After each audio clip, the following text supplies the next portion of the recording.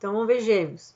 Gêmeos é o signo dual. Todo signo dual, fica a dica, né? Signo dual é Gêmeos, é Libra, é Peixes. Tem questões com dúvidas, né? Bastante grandes. Então, o geminiano, qual é a força dele? A força dele é que ele sabe um pouco de tudo, né? Ele é um generalista, que a gente diz, né? Ele sempre tem papo, ele tem uma conversa, ele tem sempre uma possibilidade. Mas aí, pessoas que têm muitas possibilidades, às vezes têm dificuldade de decidir. Por quê? Porque se eu conheço todas as possibilidades, eu conheço tudo aquilo que pode dar certo e tudo aquilo que pode dar errado. Então, como é que eu vou escolher, né?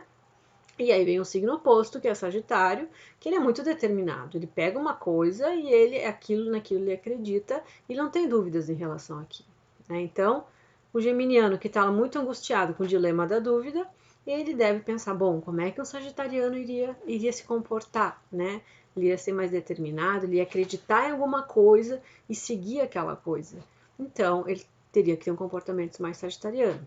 E o Sagitário? Ele pode se tornar inflexível de tão determinado, teimoso, sabe, aquela pessoa que defende aquela ideia, que diz, não, eu acredito no que eu acredito e não me vem contra o assunto que eu não acredito. Às vezes tem um discurso de ser ou ateu, ou mesmo de defender muito uma crença, uma religião, ou mesmo as próprias ideias. E aí ele se torna um pouco intolerante. E aí ele sofre com isso. E aí como é que ele pode lidar com isso? Ser um pouco mais flexível como o geminiano. Tipo assim, não, vamos levantar outras possibilidades. Então, gente, uma coisa bem interessante para a gente saber também é quando uma característica é realmente um problema.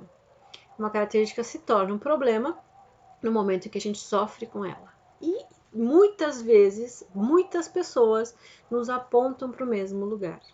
Né? Então, assim, muitas pessoas dizem, olha, cuida disso, cuida da teimosia, ou cuida da insegurança, né? É porque alguma coisa tem ali. Mas o principal é que a gente tem esse sofrimento. Então, se a gente está sofrendo com alguma coisa, é porque essa coisa é um problema, certo?